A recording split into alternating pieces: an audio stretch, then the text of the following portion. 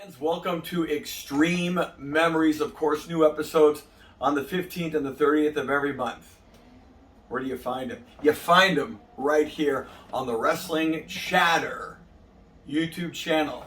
YouTube.com/The Wrestling Chatter. Hey, the more subscribers we get, the more great content we can bring to you. And speaking of good content, speaking of talent, man, this guy, synonymous, and I do mean worldwide, he set a record for the most traveled professional wrestler of all time. He'll tell you all about that.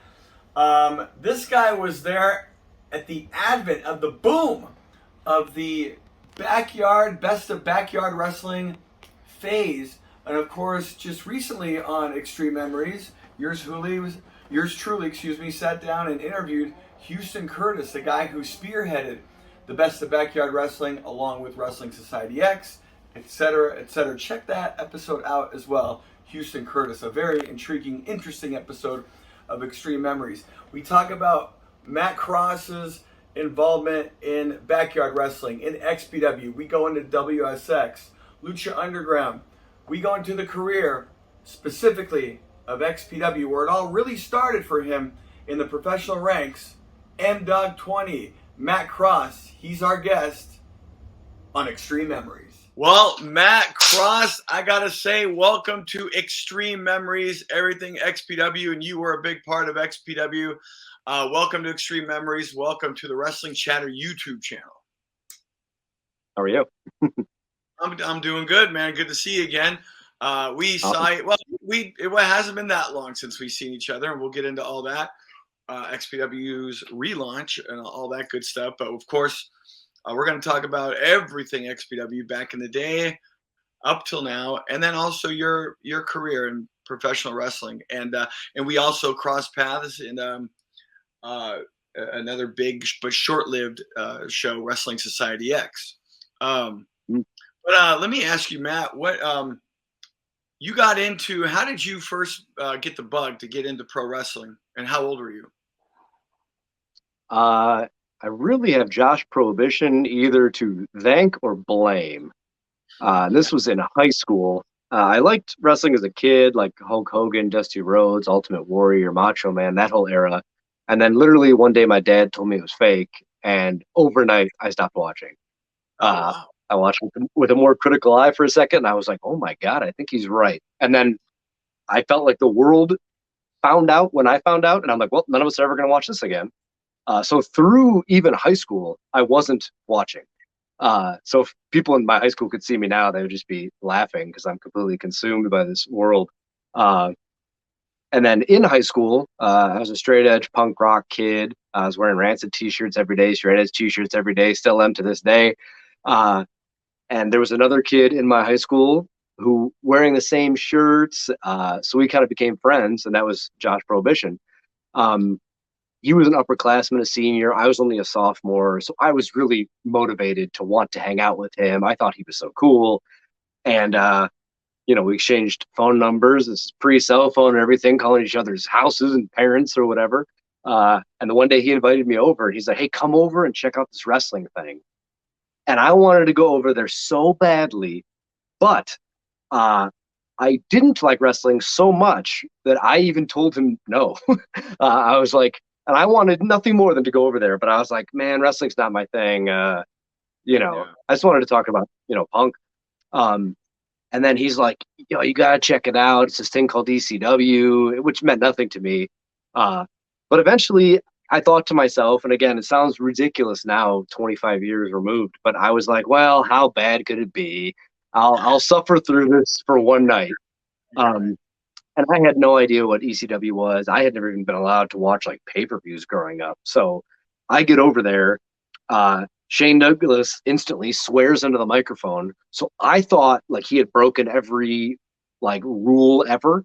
I thought I was going to be incriminated because I had heard the swear word. Like I was like, he's in trouble. We're in trouble. Like the world is ending.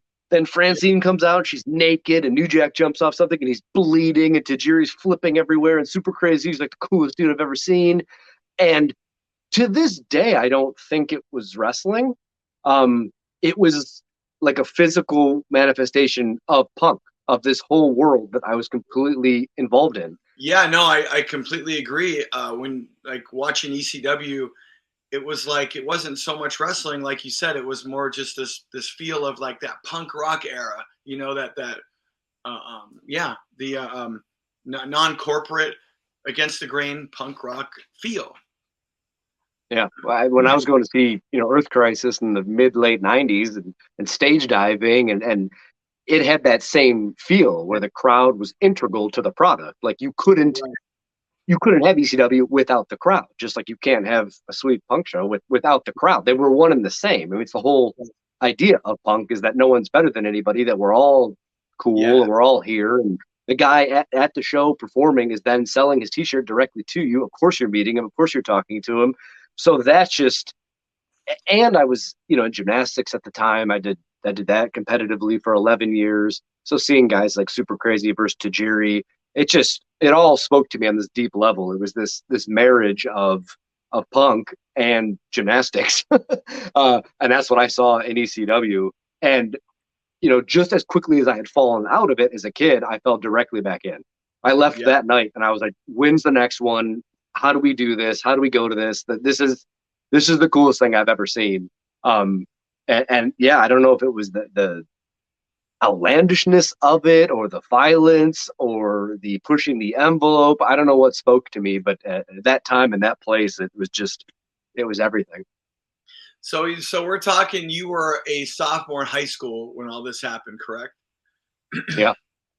And did you now your dad burst your bubble, as many of us when we were kids, our dad or moms or grandpas, whatever, would burst that. And then no, come on, you're wrong. You don't know what you're talking about, Dad. But also when you went and saw the ECW, now, did you rethink it was real, or did you just like it for what it was? I liked it for what it was. I mean, we were really lucky. We got to go to Heatwave '98, which to this day I think is the best pay-per-view of all time. And it was in Wow. Dayton, Ohio. So Yeah. I always tell the story because it's kind of, insane this many years removed. But so Josh Prohibition, Grosh, my buddy, and me drove. We're still all best friends.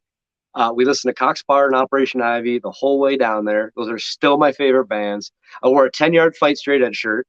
Oh, this is a 10-yard fight straight edge shirt. So I'm wearing, this isn't the same shirt, but it's the same band from, again, 1998. So we're talking 24 years ago.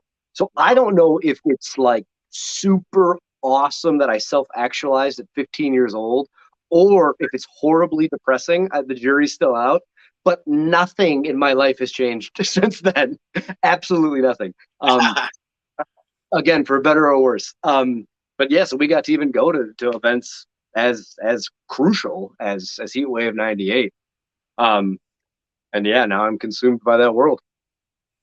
That's awesome. And you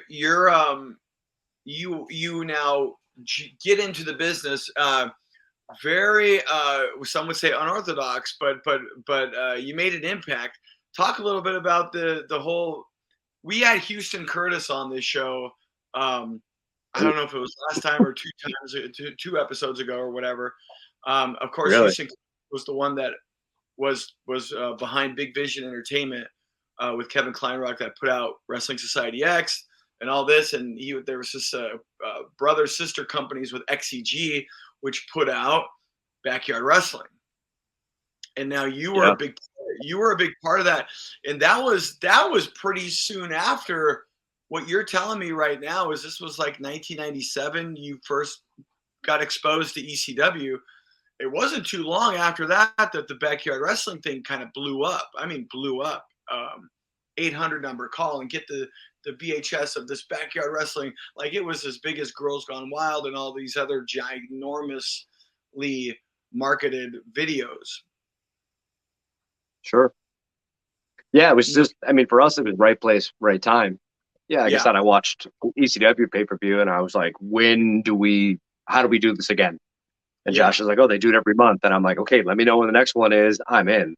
And then basically, and this is, basically essentially pre-internet. So he had a couple of VHS tapes. We watched them all twice or three times, and we were basically out of that style of wrestling. So Josh had has three younger brothers. So I was like, more, more, more. I need more.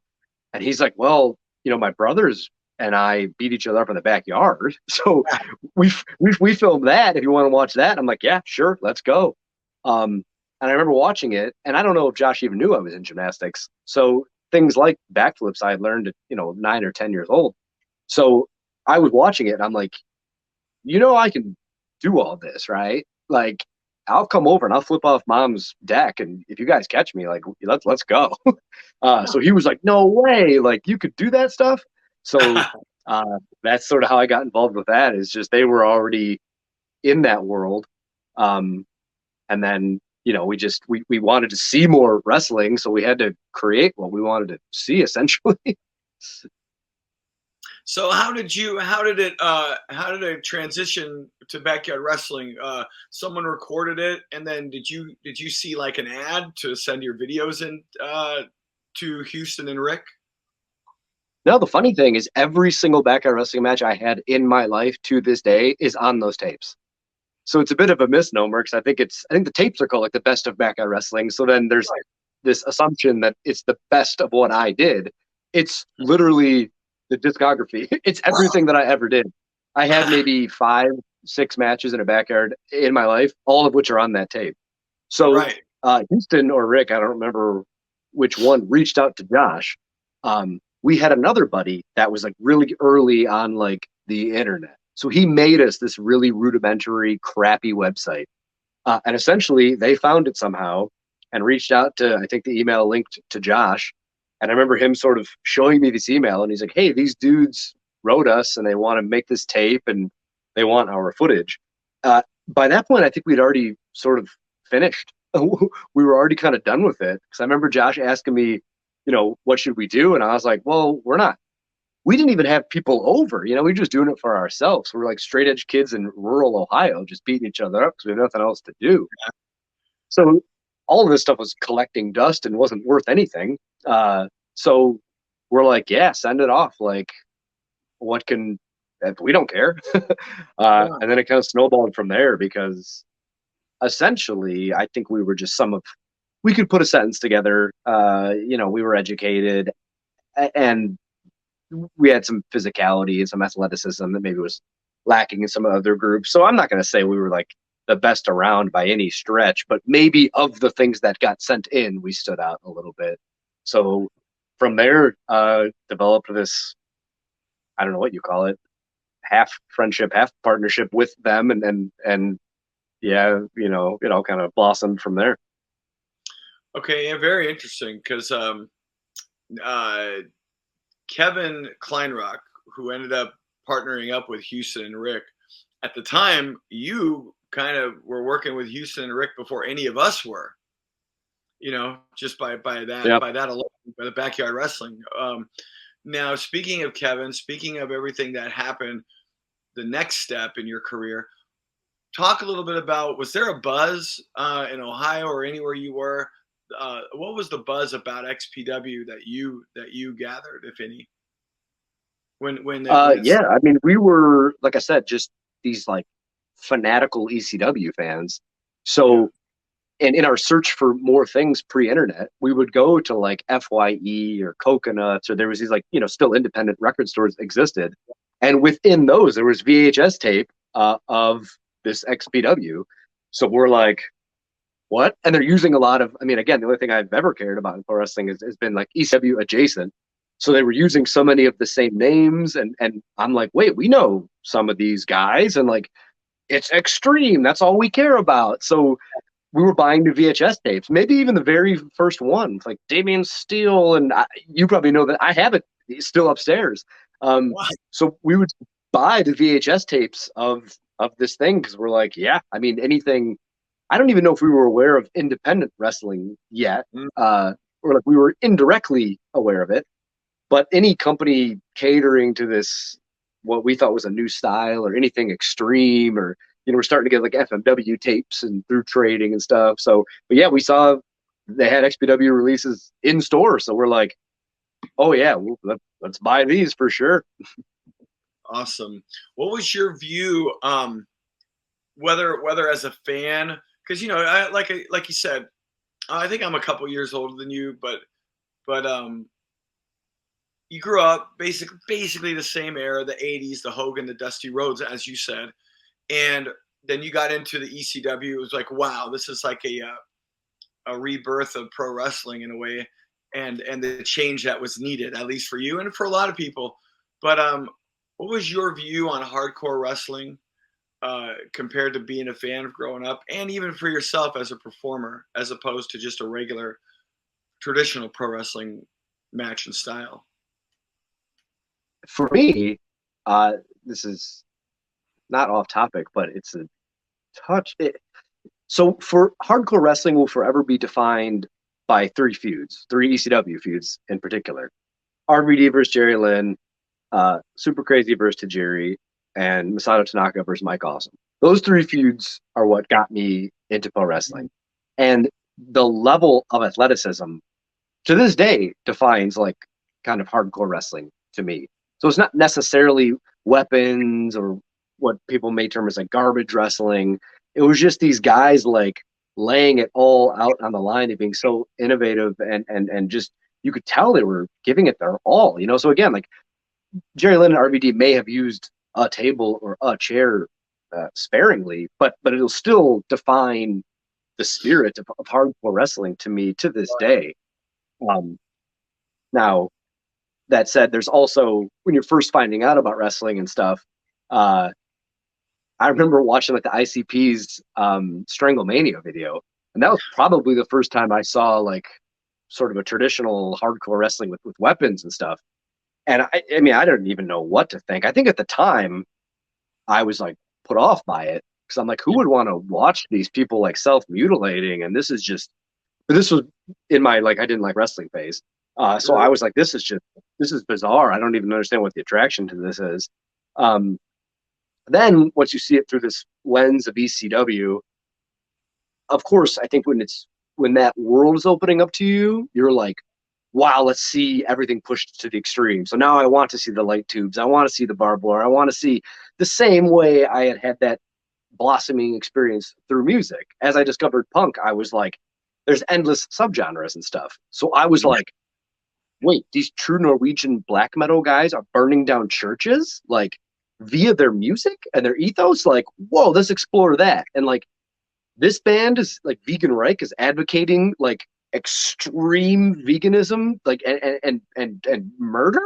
You're like, wow. So I just wanted to see how far anything could be taken. Not to get off topic, but what was the name of that band burning the church? Did you see the movie, the biopic about that? The movie? I don't know if I have a book. I'm not sure. Is it like when the light turns off, or I think so. They were burning the churches down in those old churches down in Norway, I think. And then Norway, the lead singer like purposely killed himself and all that, and sure. And so that was mid '90s. So that's around the same time. So what was the name of that band? Informed Mayhem. Okay, is it Mayhem? Was the name of the band? Yeah, that's right. Like one of the. Yeah, great. They have the most lore associated around them. But I had buddies that were, really into that scene, again, pre-internet as it's happening. So it's even hard to keep up with. But I think it informs this conversation, because that's sort of where I was, trying to explore the extremes of music. And then I rediscovered this wrestling, and it seemed like the parallel there. I was like, oh, this is like the extreme version of this. And when you're just, you're a teenager and whatever, it's of course like, let's whatever it is, let's push it to the extreme. So yeah, around that time, it's just, that's what spoke to me. So, yeah, I saw of course you want to see scaffold matches and barbed wire matches and do them yourself. Anything that I did sort of in a traditional hardcore sense, I did in my first year or two, thumbtacks, and I did everything you could do just to say I did it. Like, as part of that experience. And yeah, I had like a want and need for that at that time, because it was part of that exploratory phase of again, just pushing everything to the limit. It's punk rock for sure, man. That's a great correlation, man, and it's true. And then that was the time. That was the time we were in. I mean, far cry from not only 80s wrestling, but even like a few years. See, I'm a little bit older than you, so when I was in high school, it was not cool to like wrestling. I graduated in 94. So I was like in high school during the new generation, like, oh, dude, you like wrestling? Like, no, dude, you know. So it wasn't until like a year or two after I graduated, or 2 or 3 years after that, boom, that exploded, you know. Okay, so Matt, so you're getting into this. You're baptized in blood, if you will, you know. And was XPW? You kind of answered this question already. I was going to ask you, was XPW just another indie company, or was it a little bit more than that? Because you're seeing the ECW, seeing them in video stores, you know. Yeah, I don't even think I was aware of independent wrestling. So I mean, the fact that we were buying VHS tapes at a store, I was like, this is legit. You know, like, I don't know what this is, but it's super real. My first independent show ever, I saw a flyer, and Steve Carino was on it. So since we were such big ECW fans, I'm like, this is the guy that bleeds every time. He's going to be in Ohio? Like, this is crazy. So we went to that show just to see him. This is probably I don't even know, actually, 99, 2000. He wrestled, funny enough, Chris Hero, who I just saw again like 2 weeks ago. CM Punk and Colt Cabana were also on the show. We had no idea what indie wrestlers are or whatever, but Punk came out with a Misfits shirt on. We're just punks, so we're freaking out. He's being a heel. We don't even know what that means or whatever. So we're in his face. He's in our face. We're screaming about Misfits stuff because we're like, is this guy a real punk or, you know, what? But then, you know, it's independent wrestling, so you're able to kind of meet everybody. And basically, we met and became friends with him that day because, you know, he's out of Chicago. We're out of Cleveland. He was a straight edge punk. We're straight edge punks. So we're like, oh, okay. So that's where we understood independent wrestling. But I still think that there was a difference between, we knew that show wasn't, we were going to be able to buy a VHS at a store. Well, I guess so. I mean, just to touch on that really quick, because this is Xtreme Memories. By the way, folks, if you like what you're seeing, hit that subscribe button right now. That's bell notification. Throw some comments down. Speaking of that, I mean, you know, we kind of talk about this on the show. Back in those days, the internet was not the giant it is today. So you had to go to video stores. You had to do this. I think that was one advantage XPW had to appear more like a major company, which it was, considering the money that was behind it and the television. But it was not what indie feds were to be later on, just by appearance alone. The appearance of seeing it on an actual home video in a store, you know, going to the LA Sports Arena, Viking Hall, the Grand Olympic Auditorium, and again seeing it in the video stores. This was the perception of XPW back in those days, you know. And sure. And from there, okay, so XPW is around. You're talking now 99, 2000, and earlier we're talking our previous conversation. Now 99, 2000, this was the birth of XPW. 99 was the birth, and then 2000 rolls around where Sabu becomes a champ. Shane Douglas is in there.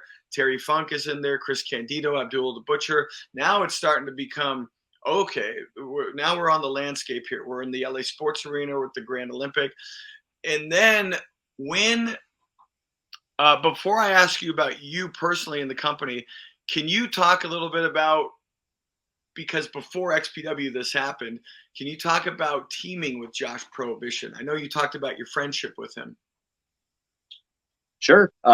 You know, when you start in wrestling, it's always really, there's a history of like the buddy system.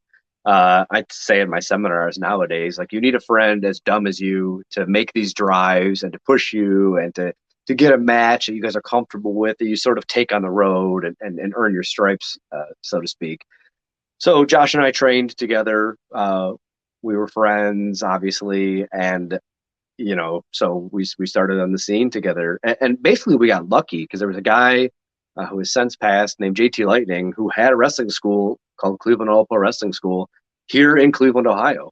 So we made enough of a splash with our backyard wrestling that he approached us, and was like, "Look, you guys are."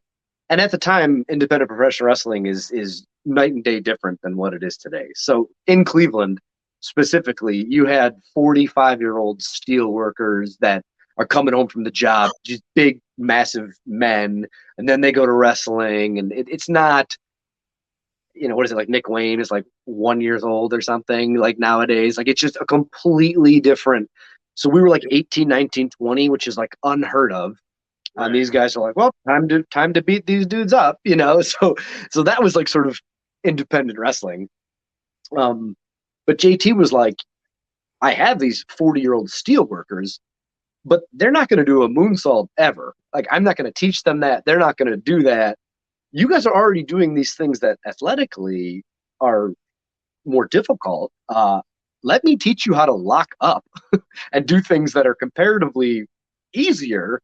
Right. And maybe this was a ploy to get people into a school. Who knows? The world of wrestling is very carny, but he's like, I think if you guys start coming in here and taking this seriously, you could go somewhere with this.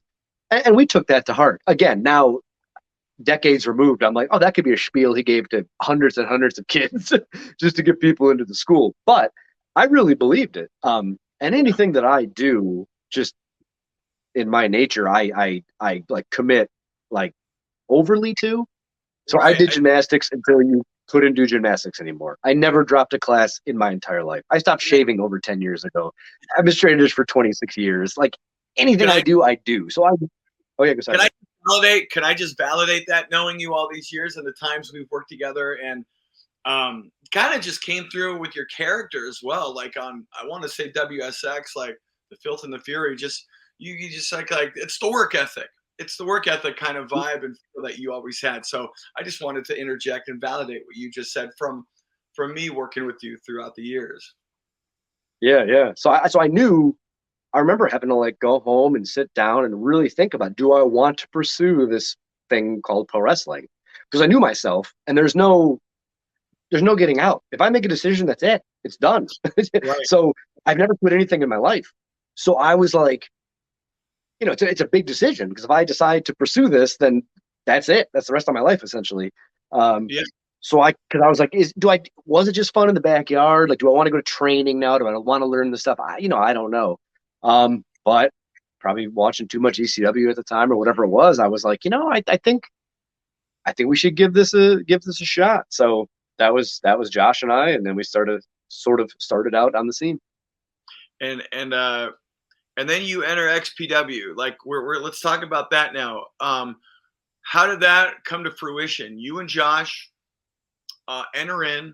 And Euthanasia is the name of the team. Very innovative, very cool team. You guys were very young compared to not only the other tag teams, but the roster. You guys were pretty young. I mean, I started. I'm older than you, but I started pretty young. And then by the time you got there, I was like, okay, these guys are kids. And then you guys are going against. We'll get into this. Going against legendary guys like Halloween, Damien 666.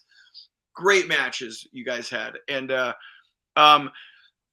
before we get into that, talk about how that all transpired with Kevin or Rob or whoever it was, you, Josh, or both you guys, and when that was around. Because I want to say, 2002, 2003, right toward the end of the company's reign. I mean, it's either 01 or 02. 01, yeah, I want to say it's 02. I think we debuted in this. It was December that we debuted, so it could have been like December 01. So you got it. Then you are correct. It's 01. In which case, I was 20. So that's what's like. Yeah, I was like a kid. And then keep in mind, the only reason I liked wrestling was because of ECW and guys like Shane Douglas, who to me was this, man who was swearing on television and breaking every rule possible. So all of a sudden, I'm on some level a coworker with him. I was like, what the? I want to say I correct myself. I want to say it was 02. And you guys were only there for like 3 or 4 months, right? Maybe. Yeah, it's possible. Okay. All right. Wait, well, if somebody knows that, drop a comment. I want to say now, thinking about it, it was 02, and then into the the 3-4 months that the league had left. That could Okay. be, because it probably otherwise it'd have So to be like a year and a half, and it probably wasn't. Okay, because okay, I could be wrong again. Okay, recap that again though about how it happened. Who was it, Rob or Kevin, and who got a hold of who? It's so messy because, like you touched on, and what most people don't know is we had this sort of working relationship with the Backyard Wrestling guys. So, namely Houston Curtis and Rick Marr. So essentially, because they were, putting out these tapes, they were flying us to LA to like pre-screen Backyard Wrestling videos for our input and stuff like that. So they essentially were like, hey, we're, financial backers in this thing. This is the next thing. This is where we need you guys. It's going to pay-per-view and this and this and this and this and bang. And I'm a kid. I'm like, okay, yeah, because it was super controversial. We were in CZW at the time and sort of jumped ship and did this massive, swervy type. I mean, it was real life, but it was controversial and stuff like that. But no one really knows like that backstory to us, where it wasn't so much us being like, well, screw this company, we'll go to this one. We just felt like that was the natural progression, that like sort of our bosses in a way were being like, hey, this is where we're going. This is what we're doing. And that would even come to play. This is a bit inside baseball, but later in the company, when there was reports of guys having checks bounce and stuff like that, we never had that problem. Cause I think, Rick and Houston themselves were taking care of us.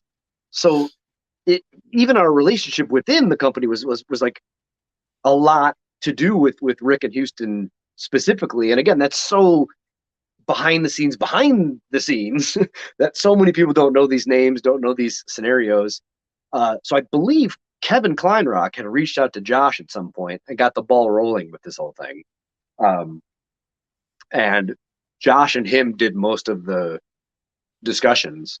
And yeah, the idea was for us to debut at the ECW arena, which again, we're the biggest ECW fans ever. And to be a complete surprise with this gimmick that I believe Rob had come up with himself, and sort of jump ship. And because we had been in the ECW arena 1 week prior with CZW.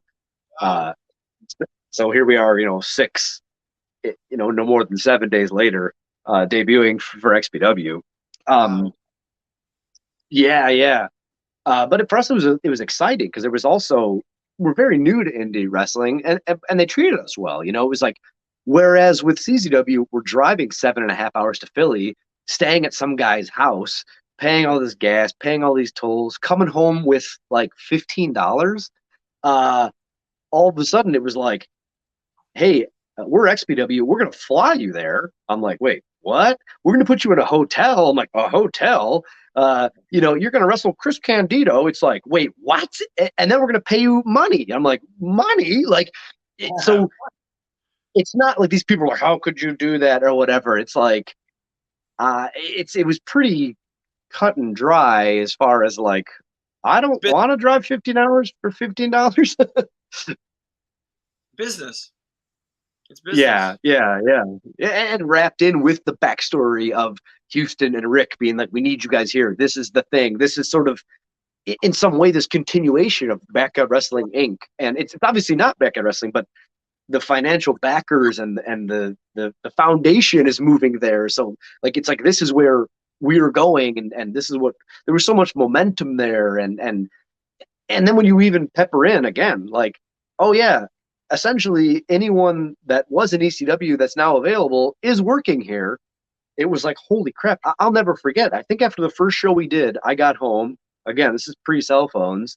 I had a message on my house voicemail, like my parents' house, from Shane Douglas, like thanking me for the weekend and like complimenting my work and stuff.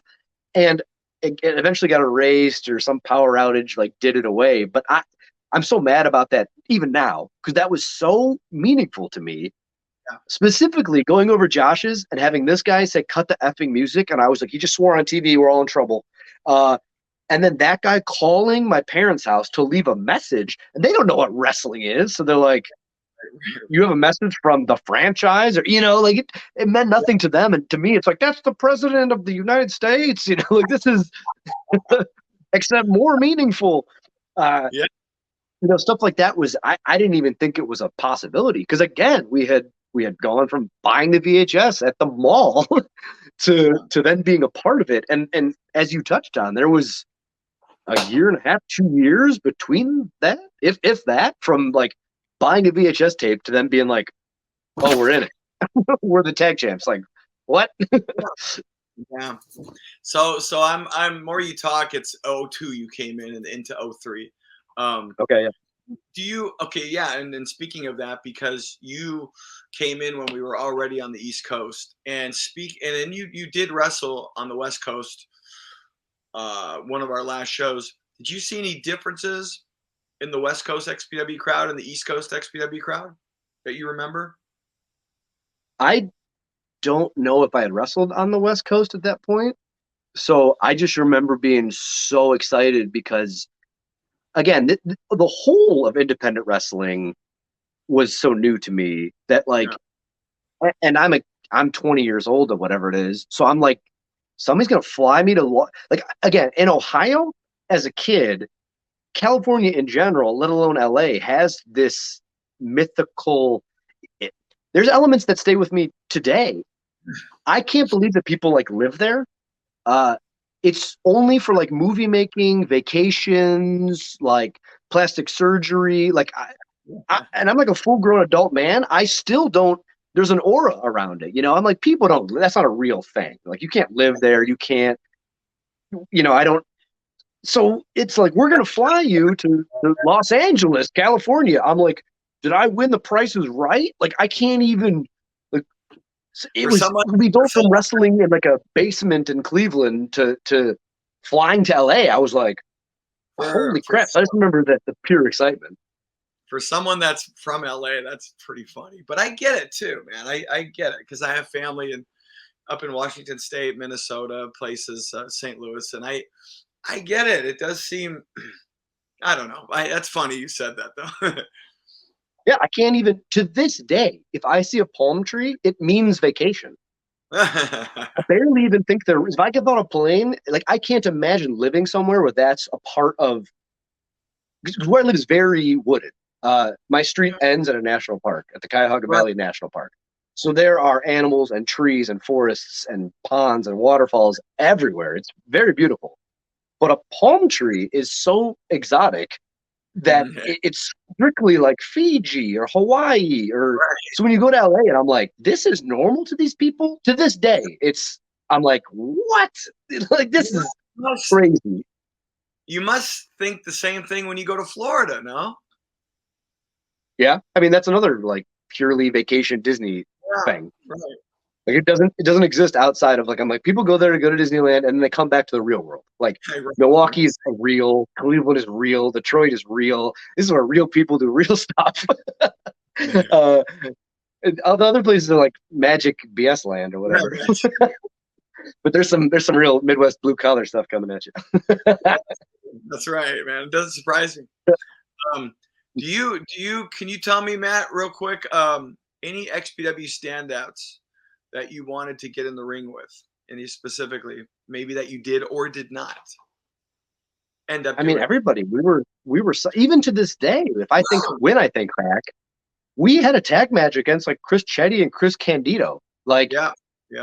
Holy shit, you know, like, that's like, kids coming up now aren't going to get to wrestle Chris Candido, like one of the best wrestlers ever. Like, if they even know who he is, you know, and it's just like, that's unbelievable. So again, to get voicemails from Shane Douglas and be in the ring with Chris Candido and be in the locker room with Sandman, and it was mind blowing. And again, these were all men that I'd watched on TV introducing this concept of wrestling to me, more or less.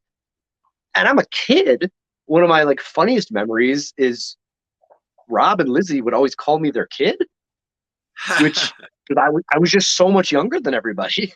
So they're like, our kid, rah. Like, and I was like unsure how to feel about it because I was like, this guy's like a crazy porn mogul or whatever. Like, his kid. My dad was a deacon, which is essentially a Catholic priest prior to the graduation ceremony. Right. So you can marry people, you can baptize, you can. So, long story short, essentially, my father was a Catholic priest. So I'm like, this like porn king is calling me his son. Right, like, I don't know. I don't even know how I feel about that. Yeah, I'm never even talking to my dad about it. Like, I was like, morally, and I'm not religious, but if I have to this day any sort of, if I have any moral quandary, again to this day I'll go to my dad because I'm like, okay, I'm not religious, but I respect his moral compass. Right. So I remember even going to him and I was like, can I even do this? Like, is this okay? And like having to sit down with my dad and like get the okay, not from his side, but just for my own peace of mind that this was something that I could do.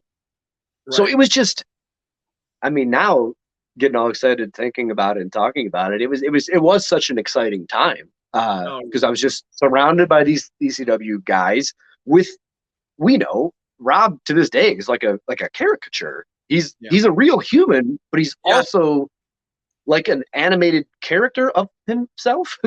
He's just like this larger than life character. So getting exposed to people like him and places like LA and then wrestling guys like Chris Candido, and it was like this whirlwind of like excitement. 100%. And interesting that you mentioned Rob Black, a caricature. However, we had John Weber, the stepfather, on Xtreme Memories, and he brought up a very good point. When answering the last question that I'm going to ask you in a little bit here. Once again, fans, if you like what you're seeing, welcome once again to Matt Cross, MDogg 20, to Xtreme Memories. But if you like what you see, subscribe to the Wrestling Chatter YouTube channel. Hit that bell notification button, please. Talking about with John Weber, it's interesting that you brought up Rob being this over-the-top character. Weber brought up a great point. With Vince McMahon, he was playing that heel. Eric Bischoff was playing that heel. Paul Heyman was playing that heel. Rob Black that's kind of how he is. He's very close to that persona. Like, it's really no different at all. At least what we see. Yeah. So sure, there's just no. And again, I lived in like suburban / rural Ohio. And I'm like fresh out of high school. So, and I think that LA is not even a real place. So then you get flown to what I think is like Magic Land. You meet a Rob Black who you have to meet to like do justice to, because there's really he has no comparison. Like, he's such a unique individual. So we're just like trying to get our bearings because we're like, what is going on? It felt like everything was possible at that time. It was just such an exciting moment. I mean, the Backyard Wrestling guys, Rick and Houston, were telling us, a video game's going to come out, which it did. They were like, a movie's going to come out about you guys. We're like, what? And then here we are in XPW, this thing we were just buying VHS tapes for, and now we're getting flown here, and we're going from here to there, and it was just like this whirlwind. We didn't even know that stuff was possible. It was never even a goal. We hadn't even set out to do that. We just wanted to listen to punk bands and like punch each other in the backyard. And then all of a sudden we're like, wait, and this is like at the same time, like sort of Jackass is coming out. I remember Rick and Houston telling us, because obviously they had done work for MTV and stuff. And they're like, there's this show coming out called Jackass where these guys are doing stunts. My buddies and I were doing the exact same stuff at the same time. So all of a sudden it felt like we were, a part of that and that wave. And we're like, wow, like anything is possible. Like, this is just so exciting. Wow. That is something else, man. Like, I knew a lot. I knew a bit of your story, but you really kind of connecting the dots and filling in all the blanks. It's fascinating stuff, especially how young you guys were. And yeah, you guys just had to catch up. Everything just happened so fast for you guys. For Yeah. sure. I mean, wrestling Mexico's Most Wanted, they didn't speak English. We had no Right. experience working with like foreign talent. We probably weren't ready, to be honest. So we're just like thrown into the deep end, and it's like, well, sink or swim, you know. And it's like, but that is part of wrestling. Like, you don't really get to pick opportunities. You just, when they come, you're like, here we go. And I'm sure that's all of the entertainment industry in general. But yeah, when I think back to it, it's like, whoa, like we you know, arguably weren't even ready for that. But the fact that people saw something in us, you know, was meaningful. We definitely tried our hardest and put everything we could into it. And yeah, I mean, it was fun. We enjoyed it. So XPW folds now in a few months. What did that mean for you guys? I know for all of us, it was a bummer and it sucked and all that. But how was that for you guys? Because everything's happening so fast. I mean, really fast. You guys kind of just got there because it's December of what, '02, and then the company folds in around April or May of '03. Talk a little bit about that when you heard the news and what that meant for you at that point in time. Yeah, it's interesting because I didn't even realize. I mean, you probably are right, which would mean we were only there like 5-6 months, which is kind of crazy because I'm almost associated with it to some degree to this day. And again, now we're over 2 decades removed. The whole notion, and we've talked about this with other guests on the show, and people would bring up, gosh, you know, XPW was from '99 to '03, and then it had its 2.0s with the Big Vision, and now coming back. But the original XPW, it was only around for 4 years, but everyone talks about it like it was around. It's just so much happened in those 4 years. You know what I mean? Like so much happened that it feels like it was the length of WCW or something, you know. But no, yeah, you're right. You're only there for like 5-6 months or whatever it was. Right.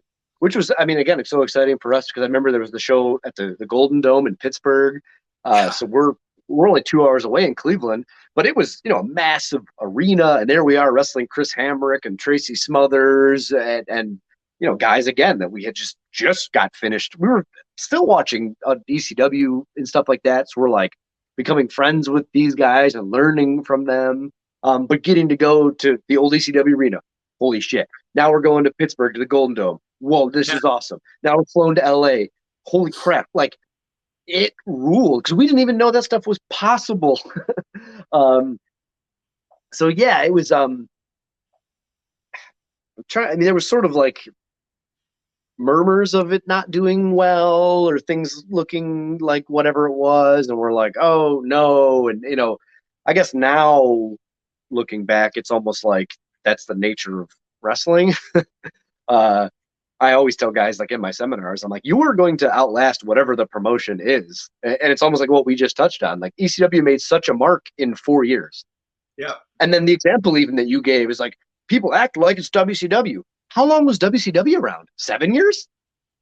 Like, there's indie companies that have been around 15. I'm like, you know, you've been around 8 years longer than WCW, but that's still this like monolith within our industry. It's just crazy how short-lived things can be, and that's sort of the nature of it. Like, the wrestler kind of always outlasts whatever the company is.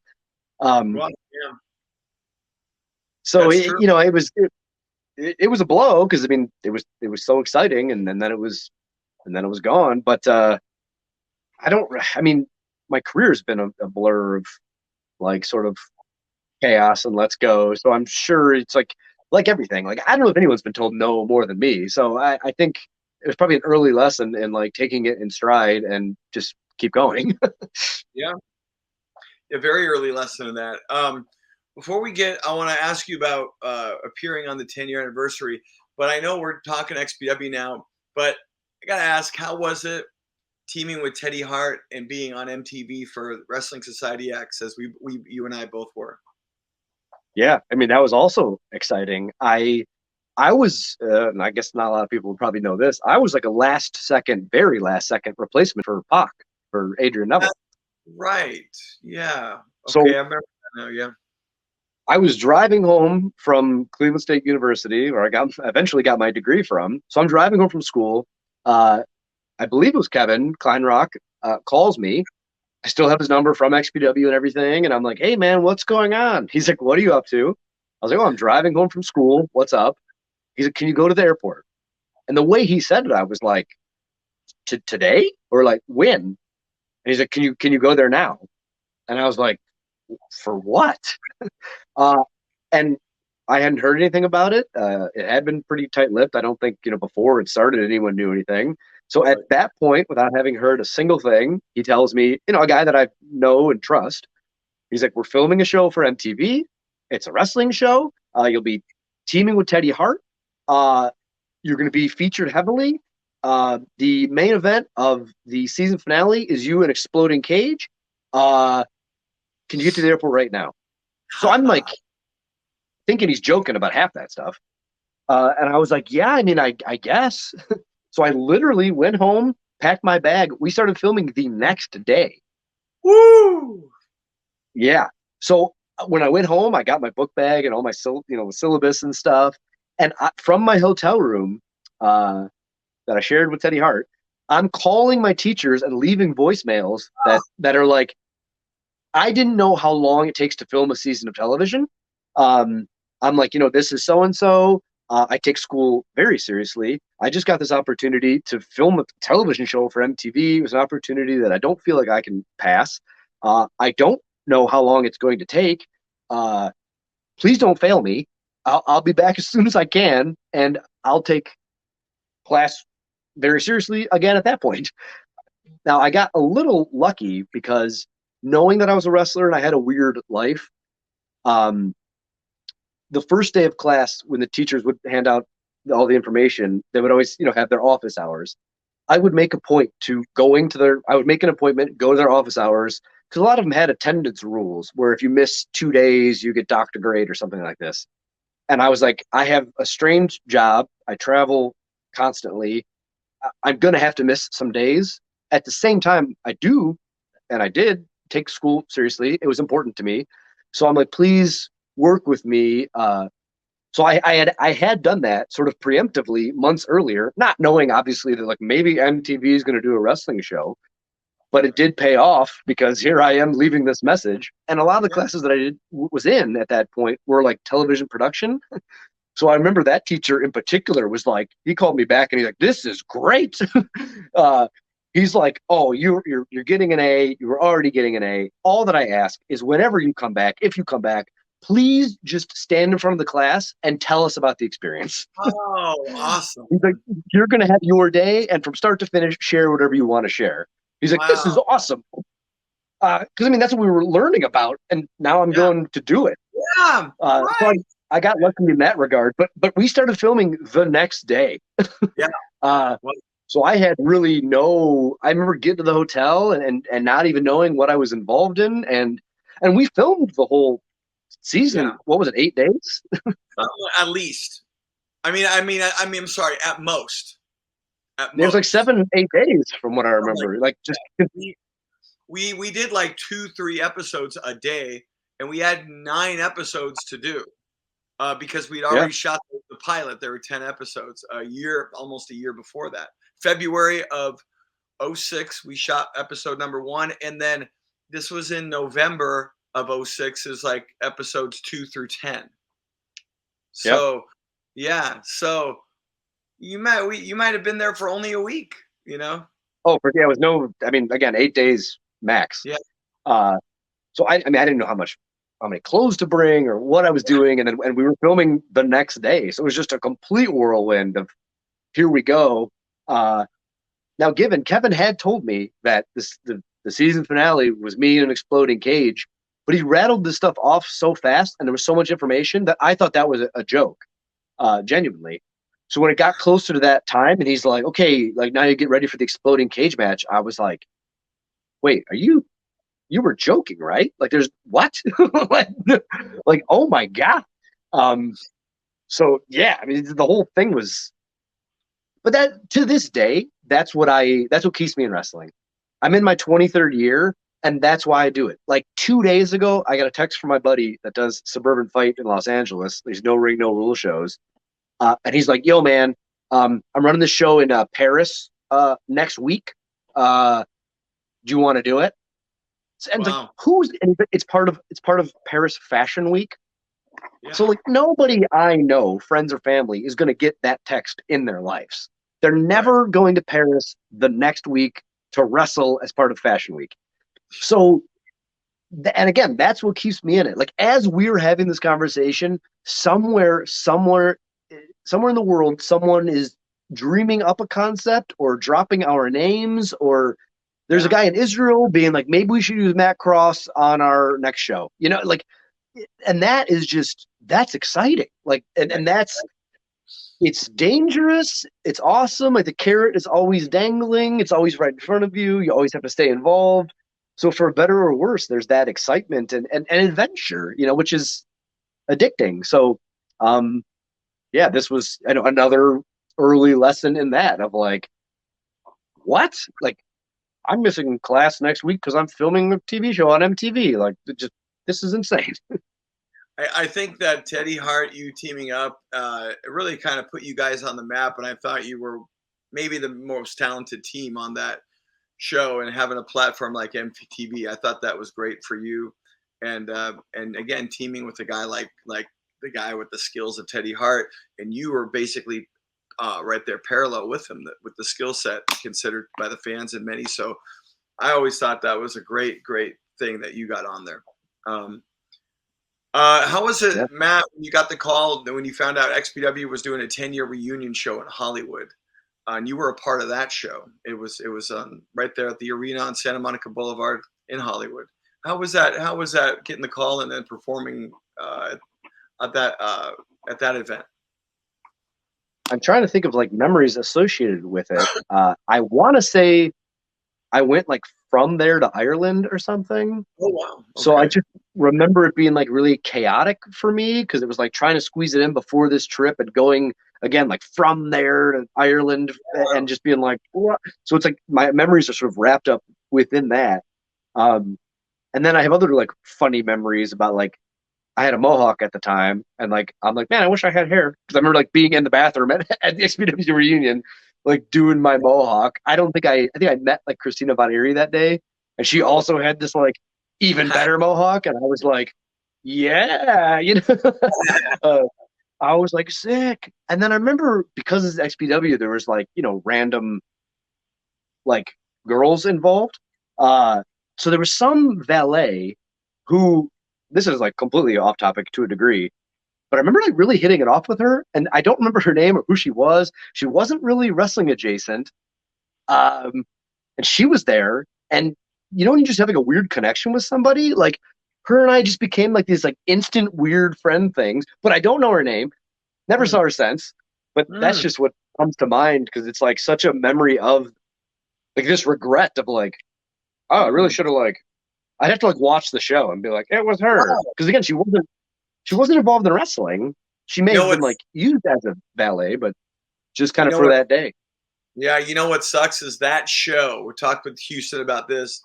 The XPW 10 show, unlike Cold Day in Hell, I know you weren't at that one, but XPW 10, there were technical problems, camera, whatever, so that never got to go to home video. Unfortunately, that was a really too bad.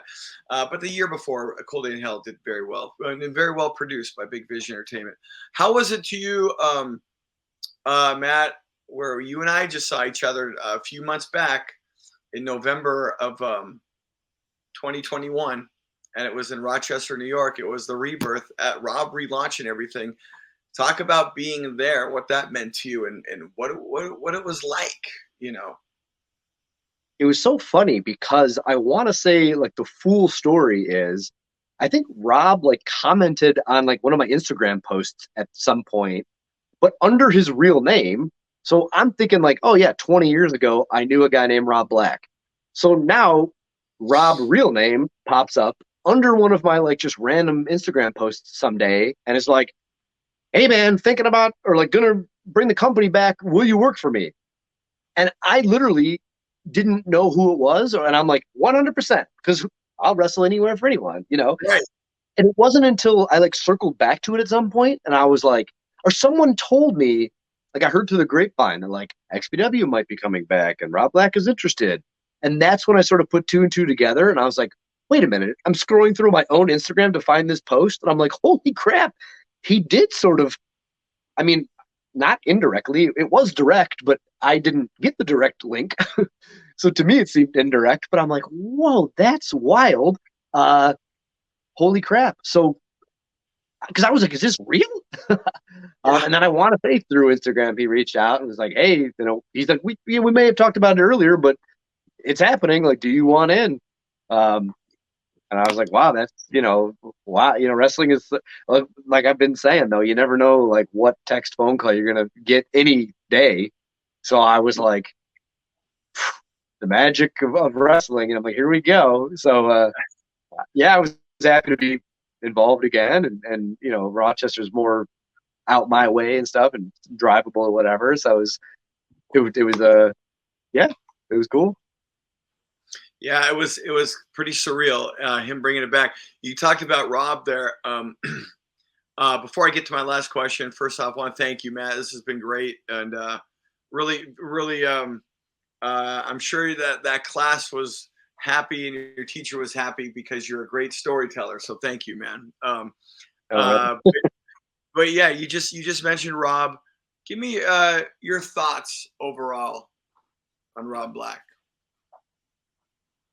He should almost have his own show because I've never met anyone like him. And he's like, again, as I touched on, like a caricature. He's like this human that's somehow amped up where he's not playing a part, but it seems like he is because his mannerisms are so unique and his manner of speech and just everything about him to me comes across as like this. It's like Who Framed Roger Rabbit, and we're all like just sort of normal humans. And then he's like literally a cartoon person that comes in and does like crazy cartoon people stuff. And then you interact him as a normal human, but and then it's like, okay, yeah, that's how it is. That's like the best analogy I can give. I remember he left me like a voice thing on Instagram, and I was so happy because it stays, you know. And he's so unintentionally hilarious because he has this like larger than life personality that everything he says is funny indirectly because you're like, again, he's such a caricature. Yeah. So then I remember even, you know, here we are, fast forward 20 years, who I had asked 2 decades ago if it was morally okay to join XPW. Fast forward 20 years from there, I'm playing the voicemail for my dad because I was like, you can tell just in the 1 minute, like, check out how interesting this guy is. Because it's like, I don't have any other, like, what are my other voicemails? Like, hey, it's me, give you a call. He's just on 24/7 in this 24/7 mode. Yeah. So it's like he could almost, like I said, he should have his own TV show. Because he's just, I would love to see him going to Qdoba or whatever, or like just how he interacts like in the normal world would be. And that's a lot of these people within wrestling. It is like you get these big personalities, you get these larger than life people, you get these totally different people because it's like, who's gonna be attracted to this world of like, oh, I can hurt people and get hurt, and like it's a weird world. So all of us that have some attractive are have a pool to it. There's, you know, I would love like a seasoned psychologist to sort of shed light on all of that. That's a whole another conversation, and I think it'd be interesting. I'm shocked it hasn't been done because there's very few, if any, like normal people that are going to be. Yeah. And you might get involved, but then like 2 years late, like past 2 years, it weeds out. Like if you were normal, you're not going to be in it longer than 2 years, 3 years. There's nothing for you there. So we're all abnormal in our own ways for sure. And yeah, he's a part of that, you know, circus, if you will, that is pro wrestling. Most definitely, man. No, I couldn't have said it better. Hey, Matt, thank you again. But before we go, last question, and this is probably my favorite question. It's the only one that I ask everybody.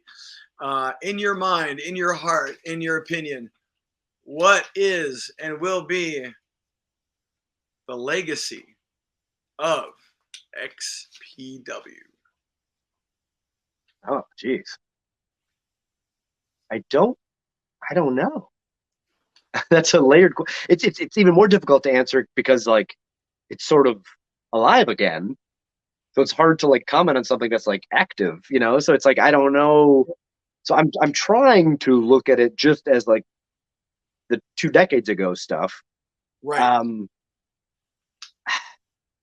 I don't know. I think there's always going to be like this niche and market for like extreme things and hardcore things and specifically as it relates to wrestling. And it was a good outlet for that. You know, I mean, here we were in a world where Vince McMahon bought WCW and bought ECW and he had a monopoly, an illegal monopoly for decades. So there wasn't an alternative. So I think it provided this genuine alternative. And like you touched on earlier, with having this distribution, because I wasn't interested in the WWF at the time. You know, it didn't speak to me. And then ECW goes under. I'm like, crap, how am I going to see the Mike Awesomes of the world awesome bombing the Tanakas through tables to the outside? You know, like that's what I'm interested in.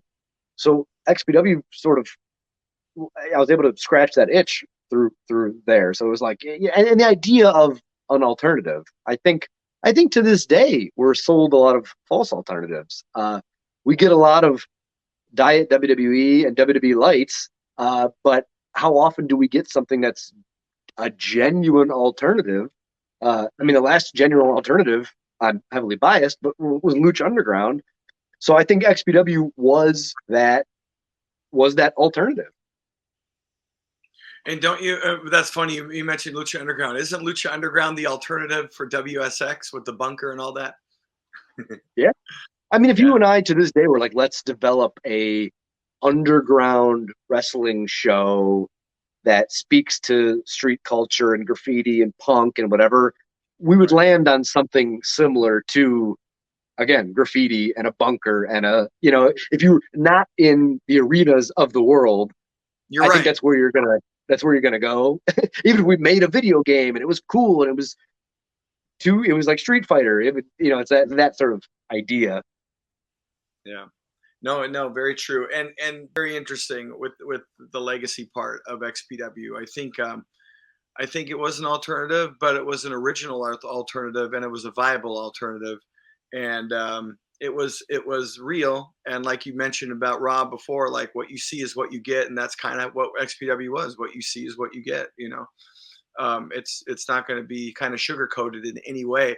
So if it looks like shit, it's because it's like we're not gonna shine caca, as Vince McMahon told Mick Foley, but no, I appreciate that, Matt, and thank you, bro. Good seeing you again, man. I hope to see you again soon at an XPW show or just anywhere in general.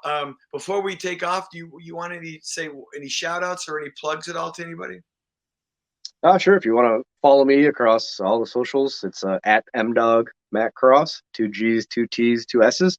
If you haven't already, please check out wrestlingisforever.com. That's my site, my brand that I run by myself, completely DIY punk rock style. So I'm shipping all the stuff out myself. This is the new tiger stripe camo hats. And this has been my passion for 23 years now. Forbes recently called me the most well-traveled professional wrestler in the world, and at 42 states and 29 countries, it's hard to argue otherwise. So I've seen the world through this thing that I love, with no blueprint, no outline. No one ever told me how to do it to this day. So completely trailblazing, pioneering. All that's to say, not to blow smoke for me, but just I found something that I loved. I watched ECW. I said, this is cool. I'm going to start doing it. So the answer is always whatever you like, just start. You just start. You don't start when you have it down. You don't start when you're good at it. You don't start when you've got a complete plan. You start and you figure it out as you go. I discovered punk at 15. That's what it told me. Now I'm in my 40s. I'm doing the same thing. So whatever it is, you want comic books, anything, whatever you like, start today, as Girl Biscuit said, and you can do it. And I feel like I'm living proof. Again, like without television exposure, without the mainstream wrestling machine behind me, with nothing, with me and this hat, I've seen the world. So I know for a fact it's possible. So that's my get off my high horse of motivation, but start today and do it. Matt, thank you. And Matt, keep up the good work, man. I'll try, man. Thank you. Kris Kloss, Matt Cross. This is Xtreme Memories. New episodes on the 15th to 30th every month. Subscribe to the Wrestling Chatter YouTube channel. Thank you, Matt. I hope to see you soon. Yeah. Fans, thanks for joining us on this episode of Xtreme Memories. See you next time. Thank you for watching Xtreme Memories, hosted by Kris Kloss. He's dropping new episodes every month on the 15th and 30th. You can be the first to tune in by subscribing to the Wrestling Chatter channel right here on YouTube. See you next time.